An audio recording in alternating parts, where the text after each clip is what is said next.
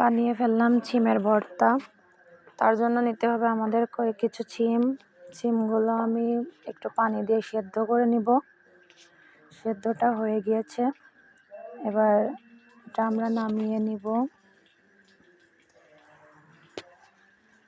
তারপর একে একে মশলাগুলো ভেজে নিব। একটু তেল দিয়ে সব মশলাগুলো ভেজে নিতে